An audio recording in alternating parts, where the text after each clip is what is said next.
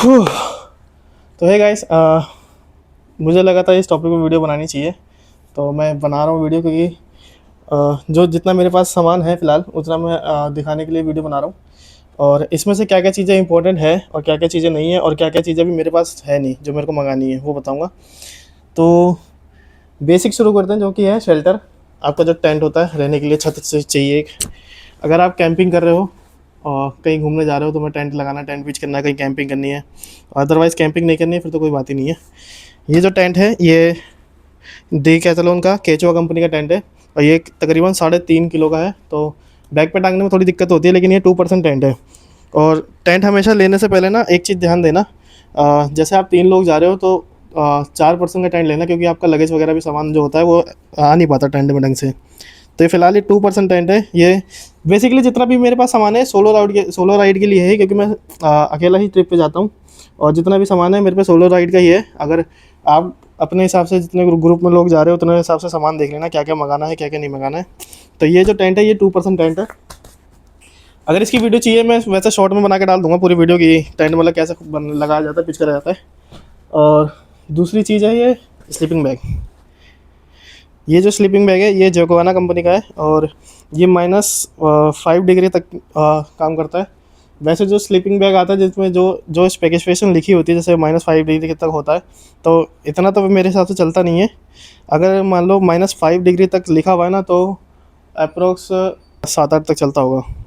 उससे ज़्यादा नीचे तो नहीं चलता मेरे ख्याल से। तो बाकी इसको भी मैं खोल के दिखाऊंगा कैसा है।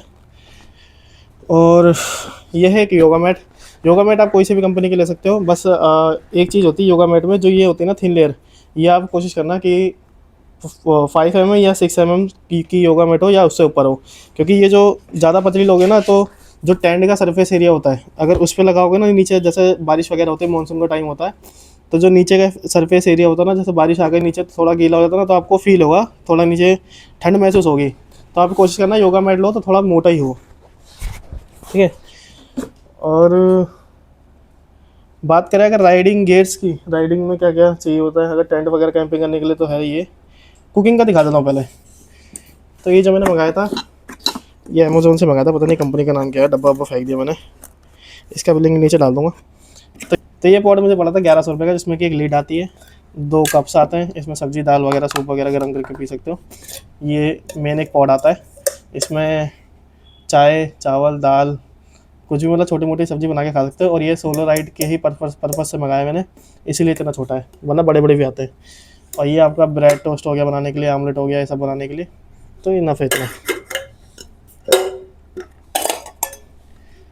और ये जो बर्तन है ये फ्लेमेबल नहीं होता है, मतलब आप इस पर लकड़ी वगैरह जला के इस पर खाना नहीं बना सकते, उसके लिए अलग बर्तन घर से ले आने पड़ेंगे। ये जो बर्तन है ये इसके लिए यूज़ होते हैं, जो मिनी स्टोव आते हैं। ये भी मैंने अमेज़ोन से मंगाया था, ये मुझे पड़ा था 350 रुपये का।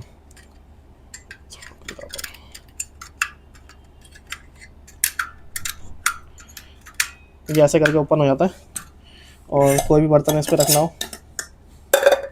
मिनिमम इनकी कैपेसिटी 4 से 5 लीटर की होती है, लेकिन उतना मेरे ख्याल से ये झेल नहीं पाएगा जितना लिखा होता है। तो एक बार मैं इसको चला के दिखाता हूँ।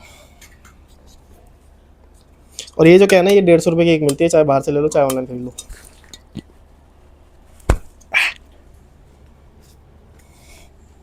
इसकी जो फ्लेमेबल होती है ना, फ्लेम जो होती है, मेरे ख्याल से कैमरे में आए शायद ना आए, ये ऐसे करके लॉक हो जाता है, और हल्का सा नोज़ल ओपन करके ऐसे करके चालू हो जाता है। ये इसकी लो फ्लेम है, ये हाई, ये मैक्सिमम है।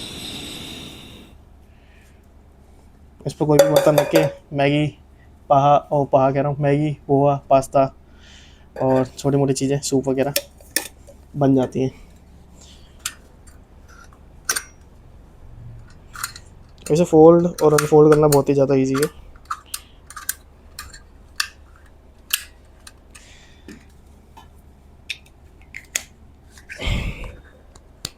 सबसे बड़ी चीज़ है ये एक बोतल जो है ये कम से कम 2.5 से 3 घंटे चल जाती है मीडियम फ्लेम पे।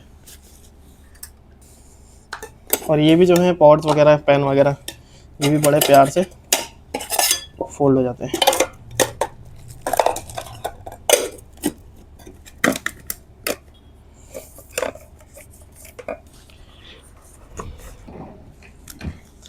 और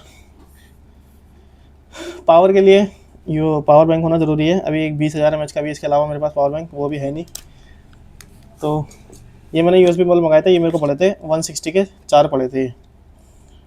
और मुझे इसका अभी तक मैंने यूज़ नहीं करा है, तो मुझे अंदाज़ा नहीं है कितना चलेगा नहीं कितना नहीं चलेगा पावर बैंक से। ये ऐसे करके लग जाता है और इसमें ना एक छोटा सा हुक दे रखा है, इसको आप नीचे टेंट में टांग सकते हो या टेंट के बाहर भी टांग सकते हो।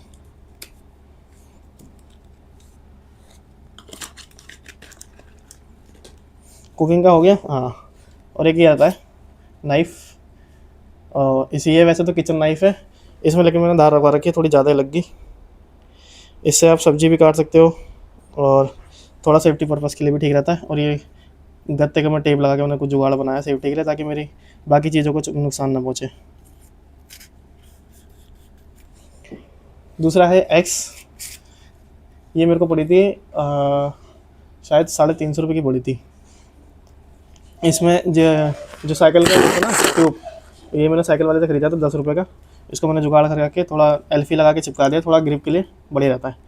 इससे रात के टाइम जैसे बॉन फायर करनी हो या आपको खाना पकाना हो, आपके पास बर्तन है, तो लकड़ी काटने के भी काम आ जाता है, थोड़ा सेफ्टी के लिए भी काम आ जाता है।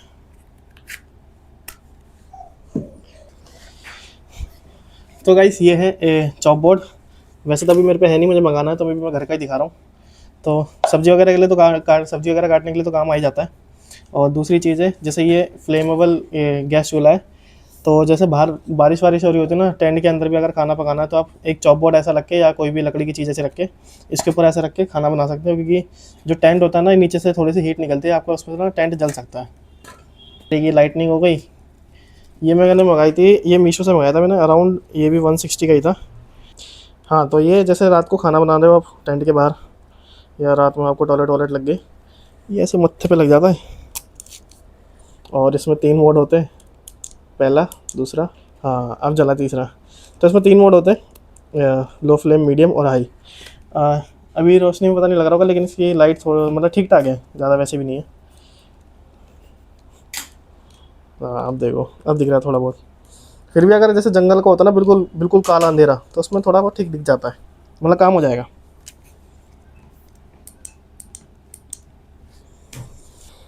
किचन्स का हो गया, स्लीपिंग भी दिखा दिया, टेंट दिखा दिया। ये है रेन कोट, ये अराउंड 100-150 रुपये का पड़ा था। रेन कोट वैसा मंगाना जिसमें पैंट भी होती है।